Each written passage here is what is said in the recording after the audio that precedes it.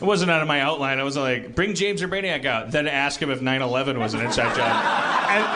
and then never ask him another question. Of all the people that you've not interviewed while they were out here, he took it the best. He's a good sport. I mean, if he wants to stay, he can stay. But he had a hard out. Yeah, I'm a bad interviewer. I've been forthcoming about that. What do you think is your what keeps you from being a good interviewer? Concern about other people. Right. Definitely. Well, that's not true because you are concerned about the people, but you get more concerned. I'm concerned about how they feel about me. Right. So you start interviewing yourself through their eyes. Yeah. So like it's like if Gore Vidal came up here, I'd be like, is there mustard on my face? Bring somebody up from the audience right now and interview him. Just try to interview him. Okay. This guy's so excited. Okay. Right. Okay. What's your name, sir? Jabron. Jabron? Jabron, yeah. Jabron, where are you from, Jabron? I came down from Canada. I drove down. Today? Yeah, today. For real? It was just a straight... No, I drove down this week. It was about 30 hours. Which province are you from? Alberta. See, Dan, what I'm doing right now is interviewing. Yeah, exactly. Fuck you, Jabron. Get out of here. It's done. Hey, Jabron? What's your birthstone? Garnet. Okay. What's left for me? Okay, no. So now, Dan, take it from there. Okay, Jabron, how tall was your mom? 5'1". See? I don't know. That's weird. Dan, you're taller than 5'1". Dan, a stranger is on stage with you right now. You've never met this fellow. Okay. He raised his hand eagerly. All right. Is there no drive? All right, Jabron. Okay, you're from Canada. I am. Came to the show. I did. Your name's Jabron. How long are you in town? I'm leaving tomorrow morning. Why? Because once I've seen this, what else is there to do? Right. I'm a good interviewer. Thank you. Hey, Jabron, what's with the weird name? Wow. It's a gotcha question, then. It's a gotcha question. Fair question, I'd say. Is it a common name? What part of Canada? Calgary, Alberta. All right, I got a lot of people. Okay. All right, forget your name. Don't worry about that. Once. That's stupid. Google his name. Who cares? Jabron, what are you most afraid of? Don't say spiders. Slipping into solipsism. So okay, like me. So you'd be a bad interviewer. Probably. Yeah. All right, now Jabron, interview Dan. All right, act like you don't. Yeah, you don't know me. Or no, you can act like you know me. That's okay. I'm sorry. I didn't mean to control the interview. Dan. When two solipsists go to war. Dan. Tell me. Both guys just look at the floor. I'm sorry about my friend. Tell me what it felt like to play D&D for the first time. Oh my God. That's a great question, Jabron. Thank you. I love D&D. Oh yeah? Yes. I mean, I honestly, I can barely remember, but like one of the most remarkable memories I have that marked that is that I remember mowing my lawn. Because I had to mow my lawn, and I remember that I hated mowing the lawn because it's just repetitive activity. And this is before iPods. It's before you can occupy your brain with anything. And I just remember mowing my suburban front lawn, going back and forth, and the whole time I was just thinking about what we had just done in D&D. It's just like this awakening, this idea that I had a different life, that I was a different person, and that these things had happened. That they were scenes like in a movie that had never existed. I was like, good question. What a good interviewer. Now let me counter with this. Yeah. What's your favorite color? Blue. No pink. Sorry, I know we're not supposed to do Monty Python jokes. No, Monty Python jokes are fine. Well, what's it like to interview Dan, me? follow-up question. All right. So why do you like D&D? How old are you? What race do you hate the most? Yeah. Good question. Which feet of yours is bigger? I hate gnomes. So you're an elf. No, I'm sorry. Okay. Yeah. How old are you? 35. 35. Okay. And so what was you answered the same question. Yeah. What was your big memory with D&D? Really, that was just so that I could answer that question. I knew that this was coming. So, I played for the first time when I was 9, and I actually didn't even know that I was playing Dungeons and Dragons. It just came in this like little red box, and a guy across the street from a friend, he played this game, and I had no idea that you could like just envelop yourself in another world and like create all these things that just were so alien to the life that you live. The idea that it's actually okay to say, even though I'm just sitting here being a fat guy with zits on his face, I'm actually doing this other thing. I'm actually this other person. Which is like we're all familiar with it. It's under our nose, but the emotional experience of like actually, shit, man. I mean, allowing yourself to like be heroic or be the center of your own universe. I mean, I guess we all are the center of our own universes, but it's on a grander scale. Yeah. So what do they do in Canada? Just on a typical day. Like I'll start. It's 8 a.m. I'll be a Canadian rooster, which I'm sure sounds different from an American rooster. Cuckoo, cuckoo. I'm sure it's got some weird use of you in there. And you all wake up and go, "Oh, I'm about to eat some breakfast."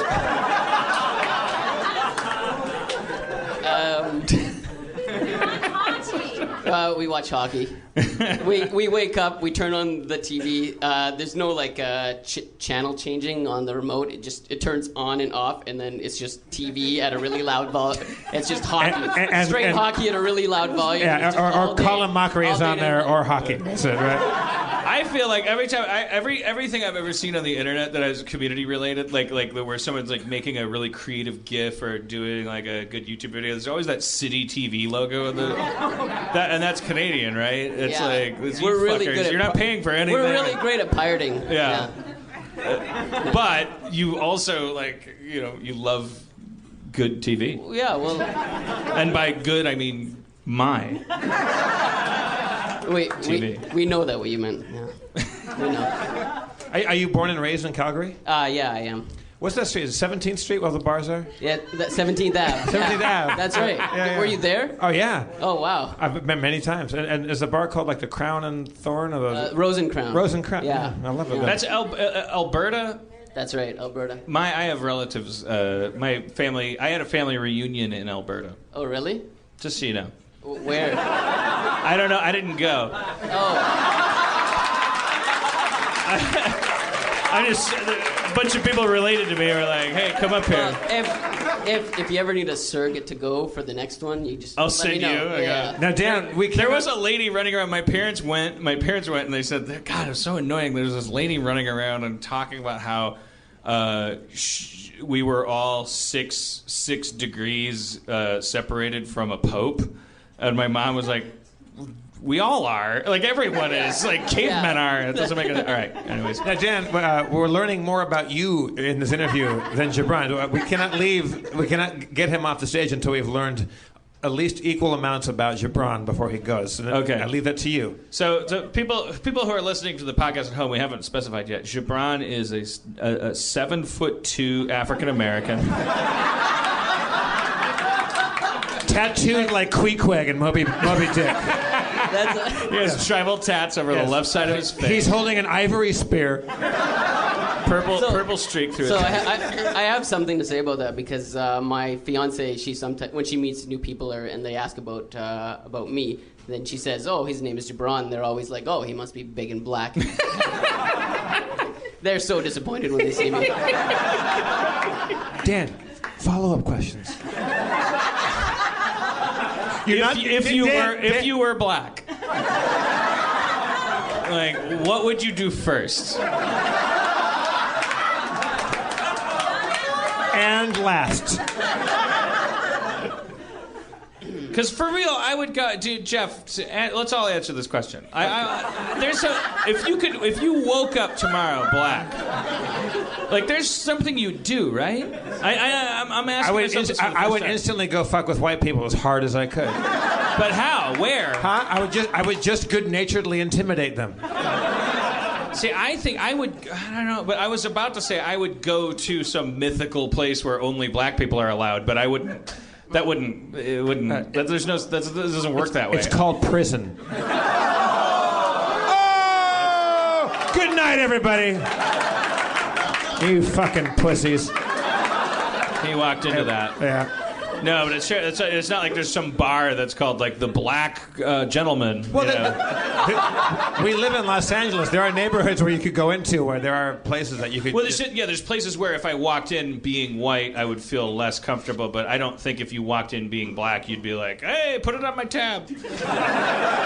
Well, would you walk into a bar in Inglewood and like just try to?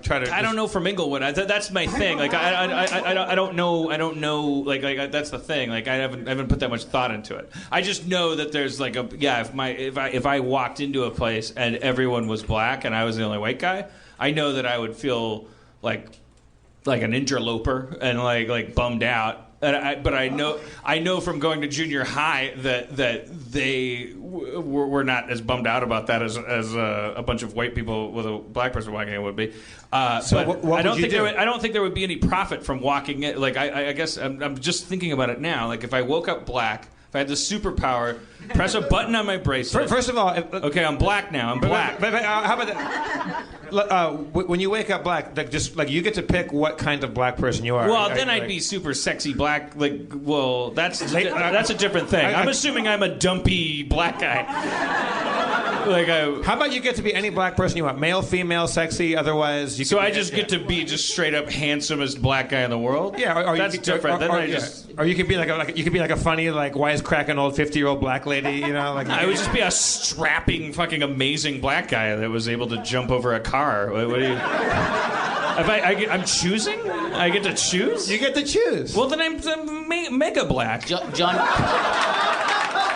I'm super in the James Bond of black men. I'm Billy D. Williams, 1982. I'm like fucking.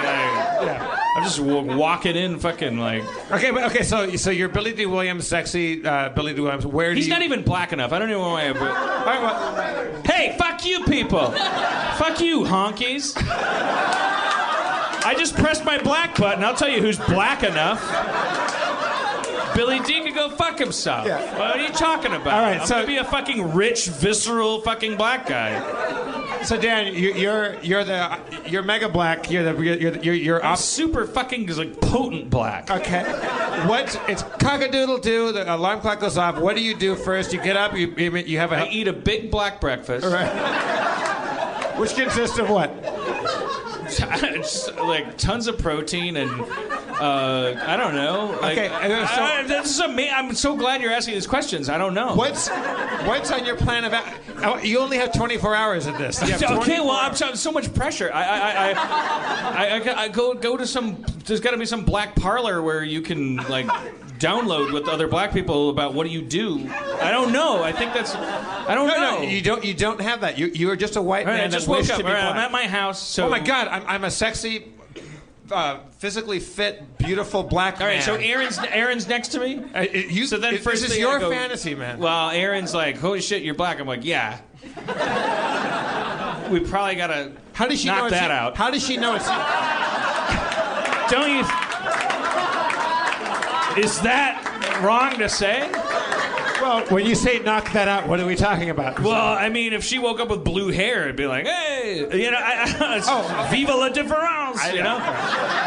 Let's fucking do it. So we're assuming she wakes up and she's comfortable and she knows she can recognize through physical. Because again, you said I'm not the Dan Harmon version of a black guy. No, I'm not like a big dumpy. I got to choose to be I have a wingspan. Yeah. Like my chest is like a Buick's grill. My biceps are the size of a child's head. I'm like, I just look like a cartoon. Right. So that's what you think black people are, man? No, that's not fair. They're people. No, it isn't fair. You said I got to choose what kind of black guy I was. You think children's heads are shaped like biceps? I don't want you to be a black person, Dad. Well, I don't. Okay, so you wake up and you're Kevin Garnett. You're fucking. Who's that? It's a very. Okay, now we learn more about you. You said you're just a very tall, strapping, physically fit, strapping, good-looking black gentleman. Yeah. What? You have 24 hours to do something. Right. What's on the fucking docket? All right, I fuck Erin, but good. She's earned it. Okay. Quick breakfast, like high protein. Right. I don't know what. Right. Out to my car. You get to pick a car. You get to pick a car too. You get to pick a new car. No, I don't. No, don't, because you're trying to trick me into being racist.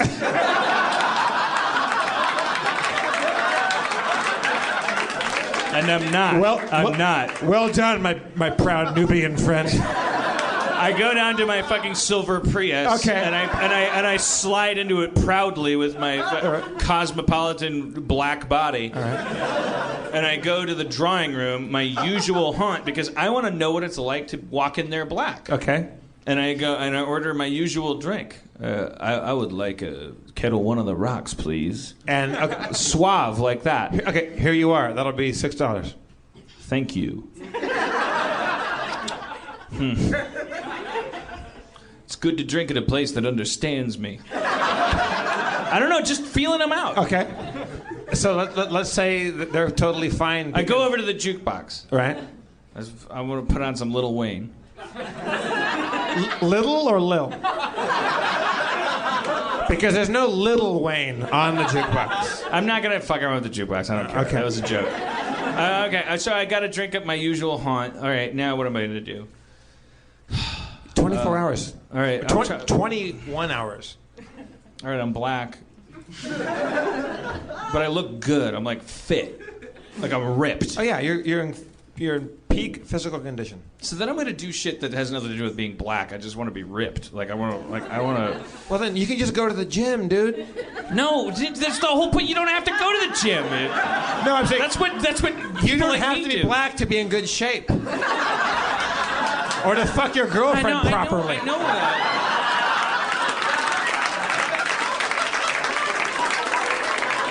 Fine. Let's hear for Jabron, everybody. Jabron. Thank you, Jabron.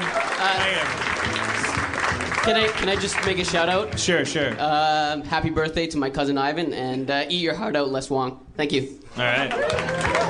Jabron. Canadians. Dan, I have to say, that was a hell of an interview.